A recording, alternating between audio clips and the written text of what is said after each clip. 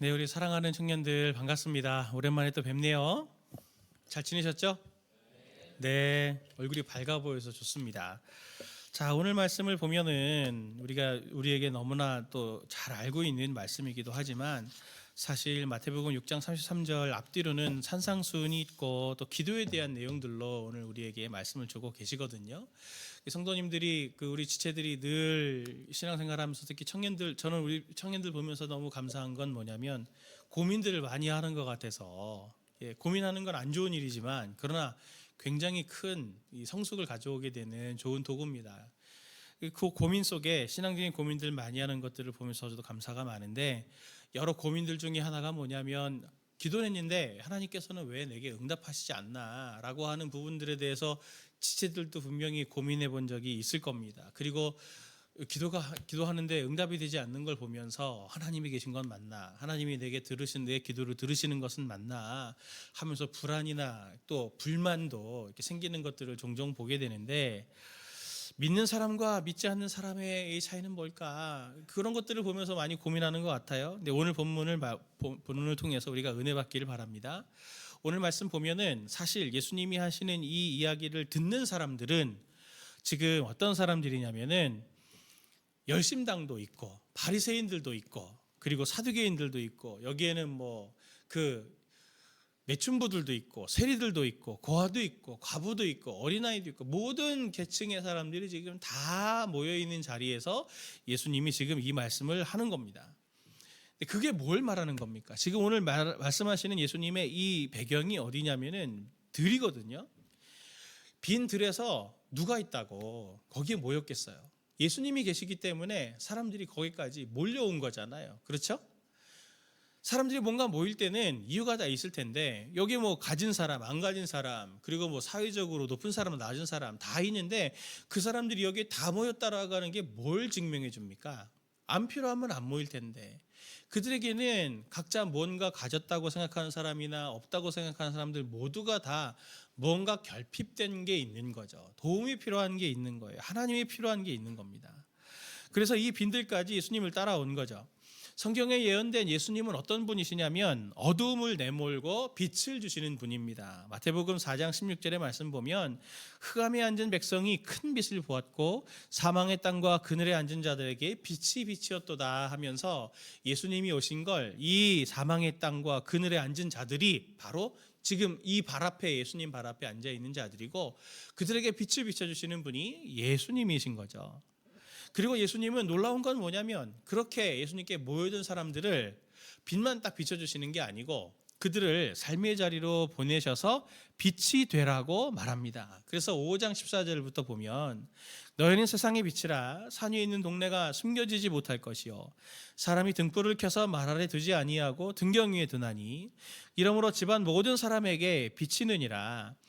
이같이 너희 빛이 사람 앞에 비치게 하여 그들로 너희 착한 행실을 보고 하늘에 계신 너희 아버지께 영광을 돌리게 하라 했습니다. 이 말씀은 중요해서 여러 가지로 말씀드릴 수 있지만, 중요한 것은 우리를 하나님께서 구원해 주셔서 또 하나님께서는 누군가에게는 구원의 통로로 하나님이 우리를 삼으셨다, 동역자로 삼으셨다라고 하는 걸 말합니다. 오늘 우리가 마태복음 5장 14절 말씀 보았지만 여기서 세상의 빛, 착한 행실을 보고 라고 말할 때 이것은 그냥 우리가 생각하는 착한 행실을 의미하는 게 아니에요. 그냥 그런 것이 아니라 이것을 좀 이따가 살펴보겠지만 어두움 가운데 있는 자들에게 우리가 대안이 되어주기를 바라시는 그것이 착한 행실이라고 오늘 이렇게 표현을 하고 있는데, 조금 이야기를 바꿔서 예수님의 발 앞에 있는 사람들이나 오늘 우리나 사실 매한가지 아닌가요? 똑같은 상황 아닌가요? 예수님이 이런 말씀을 해주셔도 아멘 하고 받지만, 또 들어본 말씀이잖아요. 근데 우리 지체들 어떤 생각을 했습니까? 할 수 있는 게 별로 없어요. 말씀 많이 들었지만 여전히 내 삶은 똑같거든요. 나는 결과에 대해서 책임을 질 수 없어요. 다른 사람들에게 가서 빛의 역할을 감당하려고 하는데 잘 될 수 있을까? 내가 빛의 역할을 할 수 있을까? 자신이 없어요. 내가 손닿는 거, 내 인생 하나도 내가 내 맘대로 못하고 내 비전과 꿈들 이런 것들 헤쳐나가는 것도 사실 쉽지 않은데 내가 누구에게 대안이 된다고? 할 수 있을까? 또 두 번째, 우리 주변에 있는 어둠들이 너무 짙죠. 상황의 벽들이 너무 높아요. 어릴 때는 저희가 지난주인가 설교했던 것 같지만 어릴 때는 저는 커서 과학자가 될래요.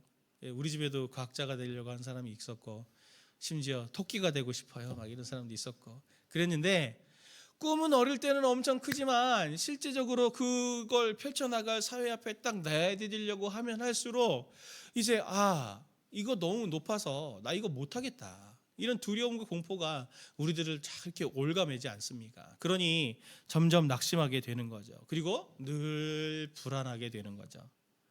그럼에도 불구하고 예수님이 오늘 우리에게 너희는 먼저 그의 나라와 그 일을 구하라 라고 말씀하십니다.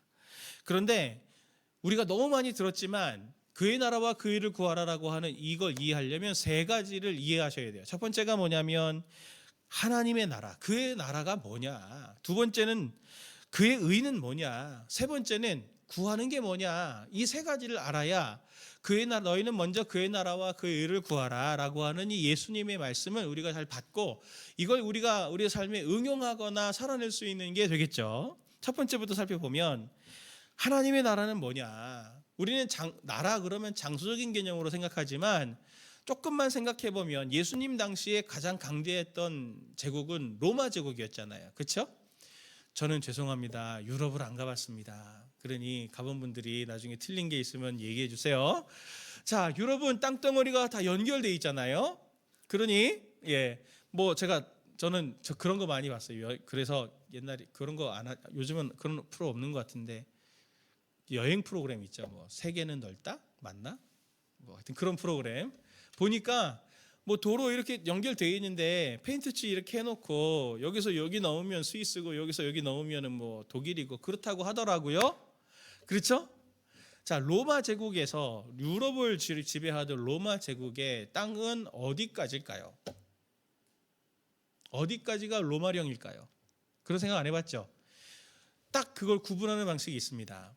뭐냐면 로마는 동전을 찍어냈거든요. 동전. 이 동전을 찍으면서 황제의 얼굴과 거기에 글이 써 있었어요. 그런데 이 동전이 통용되는 데까지가 로마 제국이에요. 이해가 되셨어요? 예. 그것처럼 이 하나님의 나라는 어디까지가 하나님의 나라냐면 우리의 삶이나 우리의 마음이나 우리 삶의 모든 영역 속에 하나님의 다스림이 통용되고 영향력을 미치는 데가 하나님의 나라입니다. 그래서 내 삶도 내 가정도 보면 어떤 부분에는 하나님의 말씀에 순종이 일어나는 영역이 있고 하나님의 말씀에 순종이 안 일어나는 영역이 있을 거잖아요.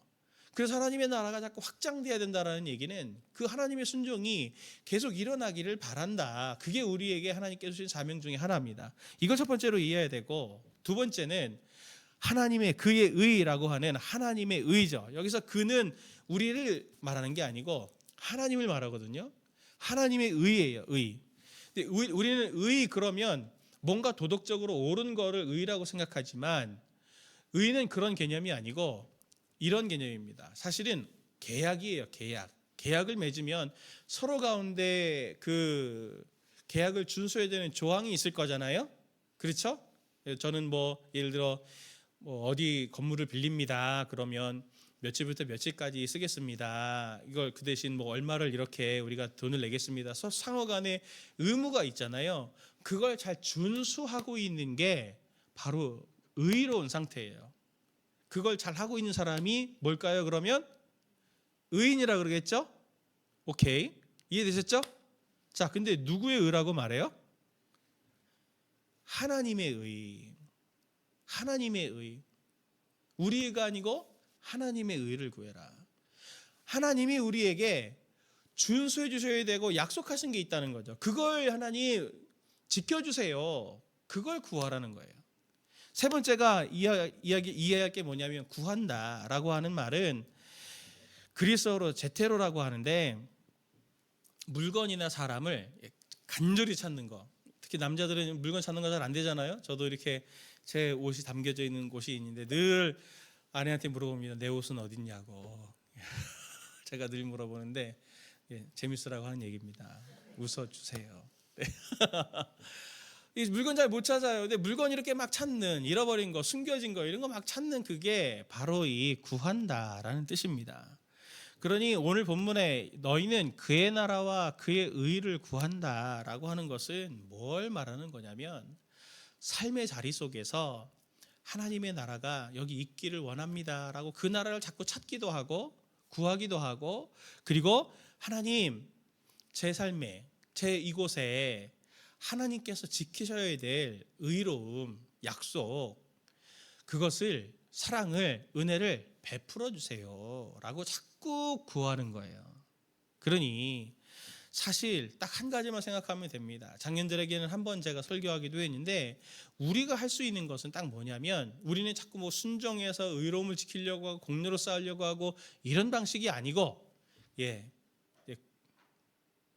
군대 얘기하면 재미없을 것 같은데, 뭔가 실종이 되고 사람이 이렇게 찾아야 되면 신호탄이라고 하죠. 조명탄 같은 걸 딱 쏴서 내가 여기 있습니다라고 하는 거를 알려주는 역할이죠.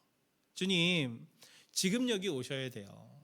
주님, 지금 여기서 당신이 다스리셔야 돼요. 여기 너무 어둠이 많아요. 여기 너무 캄캄해요. 그걸 하라고 하시는 것이 바로 하나님께서 우리에게 부탁하신 겁니다. 그러니 우리 지체들은 삶의 자리에서 눈물이 많고 아파하는 이유는, 사실은 지체들은 소망이 있죠. 하나님이 함께 하시니까. 그러나 하나님이 없는 사람들을 보면, 하나님을 알지 못하는 자들을 보면 얼마나 두렵겠냐고요. 얼마나 공포스럽겠냐고요. 얼마나 자기의 능력은 한계가 이렇게 있는데 난 정말 살아날 수 있을까? 나는 어떻게 앞으로 살까? 내 미래는 어떻게 될까? 이런 공포와 두려움들이 얼마나 많겠냐고요. 근데 똑같은 동시대를 살면서 똑같은 고민을 하면서 그들보다는 덜 고민하고, 그들보다는 오히려 기쁨이 넘치고, 그들보다는 오히려 안정된 삶을 살아내는 그 모습이 어떤 사람들에게는 내가 그토록 바라던 그런 삶의 모습은 아니겠냐 이겁니다. 구체적으로 그러면 어떻게 그의 나라와 그의 의를 구하냐, 세 가지만 생각해 보면 좋겠습니다. 첫 번째는 신음하는 거예요. 신음하는 거. 유대인들의 사회 문화 배경 속에서 아까 얘기했던 하나님의 의는 어떻게 나타나냐면, 항상 당신의 백성들의 신음을 들으시고 하나님께서 갚아주시는 형태로 나타났어요. 시편 12절 말씀을 같이 함께 읽어봅니다. 같이 봅니다. 시작. 여호와여 일어나옵소서. 하나님이여 손을 드옵소서. 가난한 자들을 잊지 마옵소서. 시편 13편 1절 말씀 보면, 여호와여 어느 때까지니까 나를 영원히 잊으시나이까? 주의 얼굴을 나에게서 어느 때까지 숨기시겠나이까? 그리고 25편 1절을 봐도 여호와여 나의 영혼이 주를 우러러보나이다 하면서 자신의 고통과 자신의 삶의 한계들, 절박함과 이 눈물의 상황 속에서 하나님을 바라보면서 신음하고 하나님께 자기의 마음을, 상한 마음을 쏟아놓는, 이것에 하나님께서 응답하시고 그걸 들으시고 일하시는 분이시다라고 하는 걸 꼭 기억하십시오. 팔복에 제일 먼저 이렇게 시작하잖아요. 심령이 가난한 자는 복이 있나니 천국이 그들의 것이며, 애통하는 자는 복이 있나니 그들이 위로를 받을 것이며 하면서 심령이 가난하고 애통한 자들의 귀를 하나님께서 들으신다.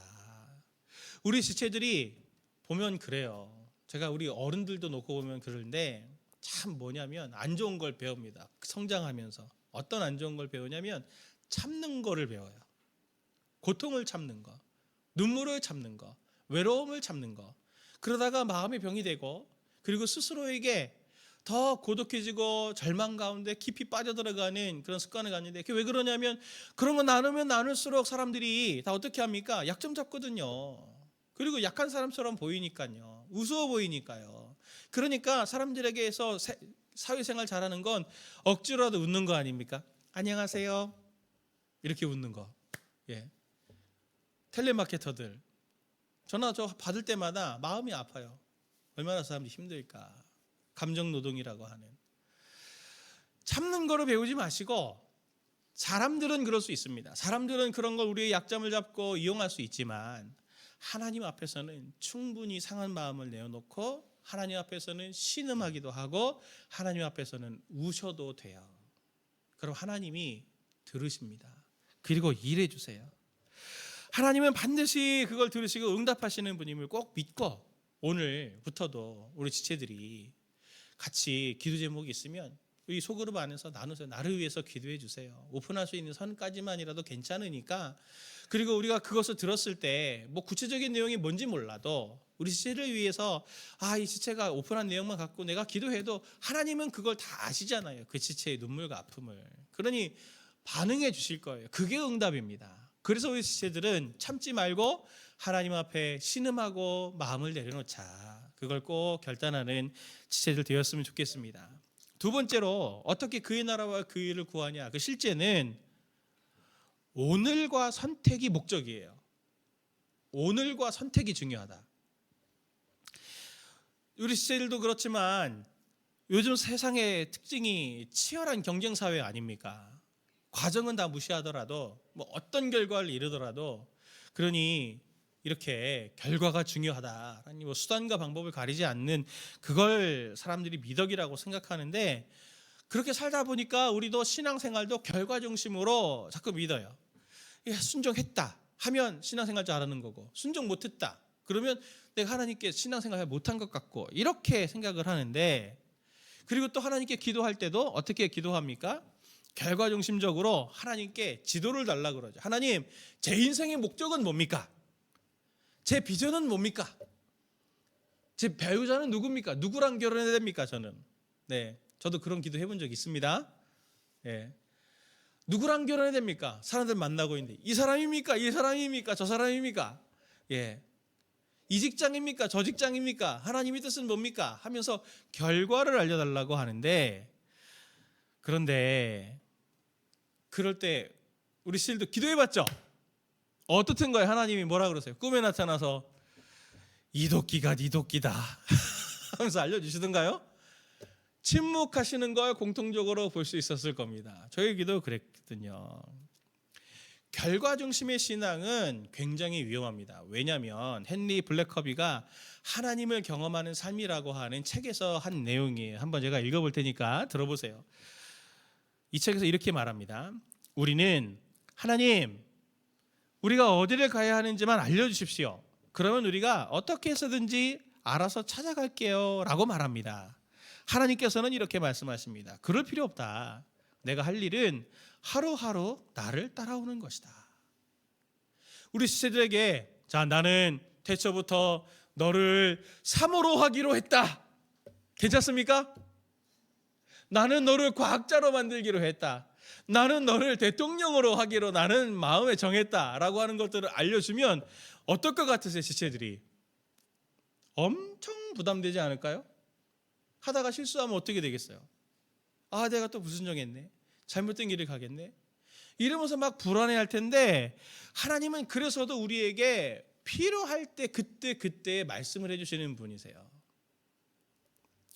지도를 준다고 우리가 그 지도대로 따라가지 못합니다. 뭐 여기 군대 갔다 온 지체들은 알지만 저도 새로운 대대장님이 오셨어요. 부대에 있을 때. 그래서 혹한교련을 딱 갔는데 이 산이 아닌가벼. 진짜.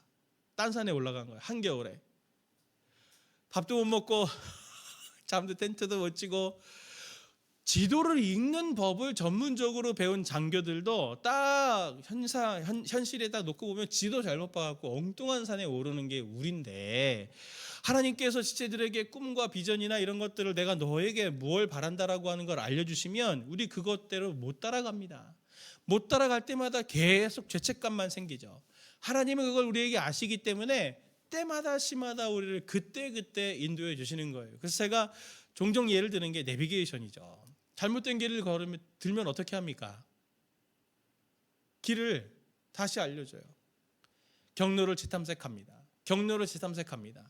하나님은 마침내 우리 지체들의 인도자가 되셔서 한 걸음 한 걸음 인도해 주시는 거예요. 그래서 하나님의 뜻과 의를 구하려면 오늘에 집중하고 오늘 하나님께서 내가 선택권이 있으면 이 선택권 중에서 하나님이 기뻐하시는 것은 뭘까? 그것만 생각하면서 그때 그 결정만 하면서 가면 됩니다.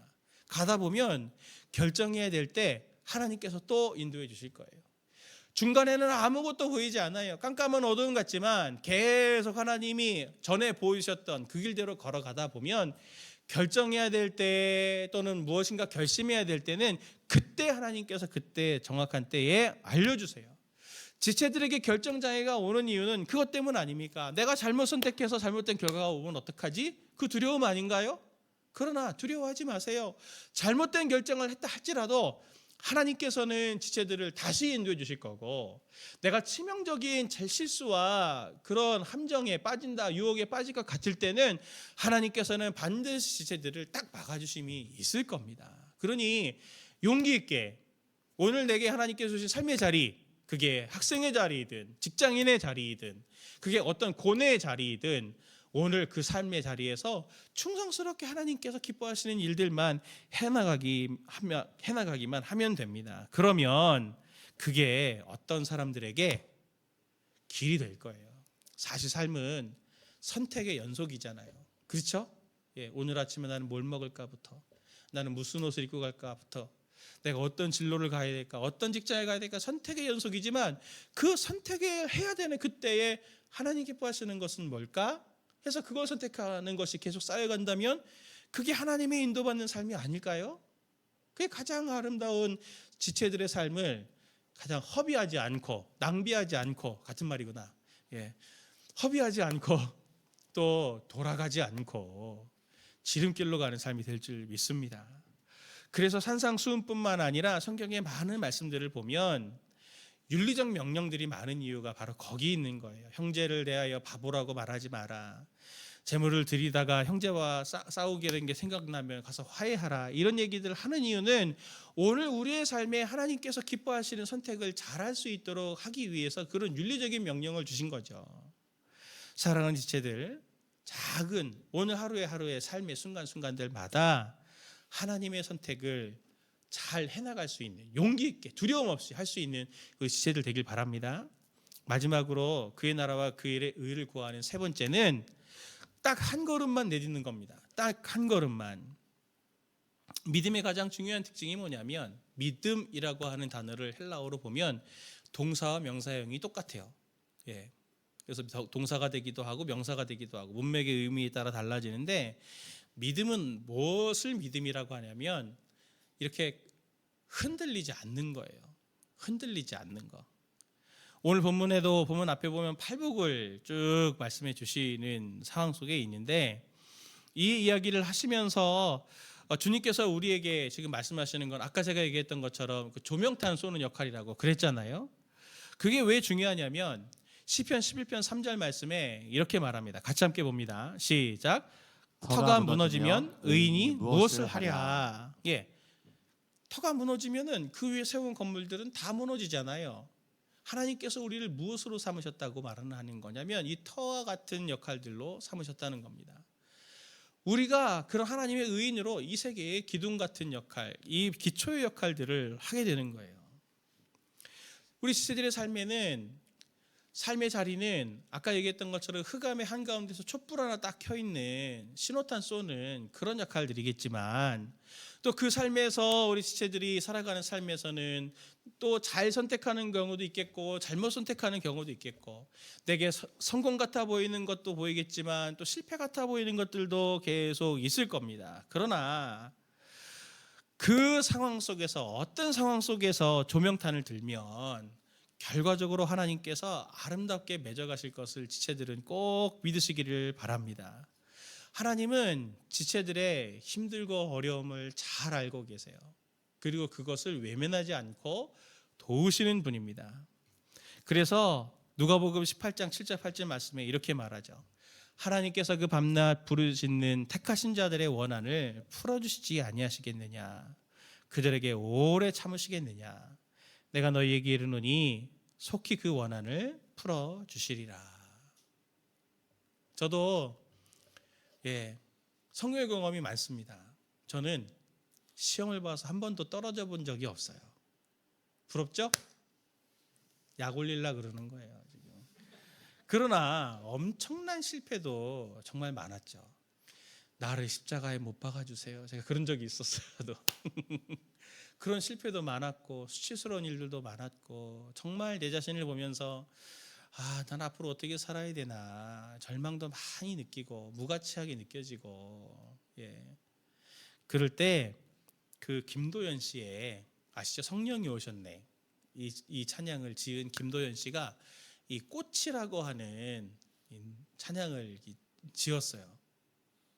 아마 들어보신 분도 있을 것 같은데 가사가 부르고 싶지만 가사만 부르겠습니다. 한번 꼭 들어보세요. 특히 오늘 절망 속에 있는 시대들은 제가 이 찬양으로 참 많이 하나님의 위로를 받았는데 가사가 간단합니다. 메마르고 허기지고 가난해도 꺾여져 잠시 잊혀져도 그래도 난 여전히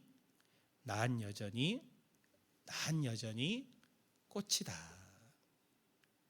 하나님께서 우리를 지체들을 그렇게 보십니다.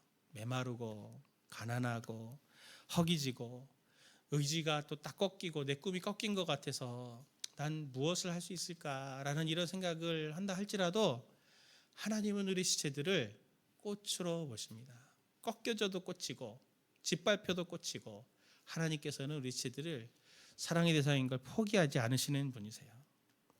지체들이 그런 삶의 상황 속에 있을 때 하나님은 지체들에 대해서 당신들은 나의 빛이고 당신들은 우리 지체들은 세상의 빛이고 소금이다. 주님께서 말씀하실 때는 아까 말씀드렸잖아요. 그중엔 창녀도 있고 바리새인도 사두개인도 있고 세리도 있고 실패자들도 있지만 하나님은 그들에게 이렇게 말씀하시는 거죠. 너희들이 세상의 빛이야. 너희들은 세상의 꽃이야. 우리 지체들은 하나님께서 그렇게 보십니다. 그래서 오늘 하루 내가 잘 살아내자. 뭐 어떤 내 기준에 이만큼 내가 살고 싶은 이런 게 아니고 오늘 하나님께서 내게 기뻐하시는 것들이 있다면 그거 하나 잘해보자. 그 오늘 하루를 잘 버티는 인내로서 딱 한 걸음만 이렇게 걸어 나가 보려고 하는 그 시도들이 계속 이어질 때 마침내 시대를 통해서 하나님께서 하나님의 나라와 그의 의를 선물처럼 이루게 해주시는 풍성한 열매 맺는 삶으로 하나님께서 이끌어 주실 걸 저는 믿습니다. 우리 지체들이 정말 하나님의 꽃인 것을 꼭 믿으시고 오늘 함께 기도하고 하나님 앞에 나아갈 때 하나님 저를 귀중히 여기시는 사랑하시는 하나님의 그 마음이 느껴지게 해주십시오. 그래서 그것이 그 사랑이 힘이 되게 해달라고 같이 기도하면서 우리 나아가도록 하겠습니다. 우리 꽃들도 함께 우리 찬양하고 기도하겠습니다.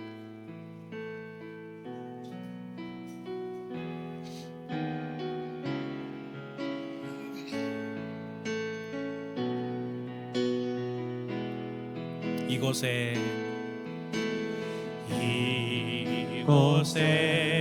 생명샘 솟아나 눈물 골짝 지나갈 때에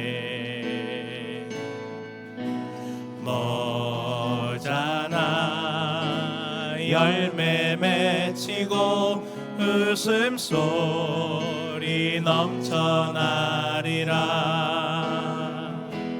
꽃들도 구름도 바람도 넓은 바다도 찬양하라 찬양하라 예수를.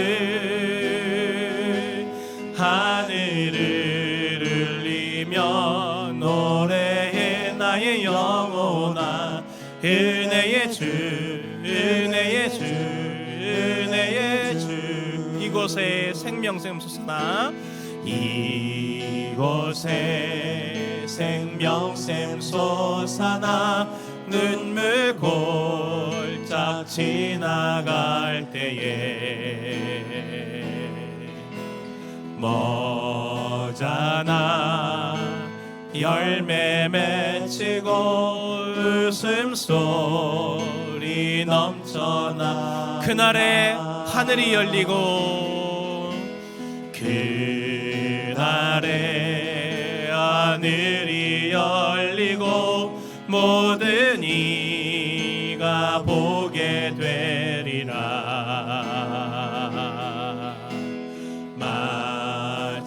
마침내 꽃들이 피고 영광의 주가 오시리라. 꽃들도 구름도 바람도 넓은 바다도 찬양하라 찬양하라 예수를. 하늘을 울리며 노래해 나의 영혼아 은혜의 주 은혜의 주 은혜의 주. 꽃들도 구름도 바람도 넓은 바다도 찬양하라 찬양하라 예수를. 하늘을 울리며 노래해 나의 영혼아 은혜의 주 은혜의 주 은혜의 주. 우리 같이 기도할 때 주님께서 우리 지체들을 바라보시는 그 시선을 하나님 느끼게 해달라고 우리가 기도합시다.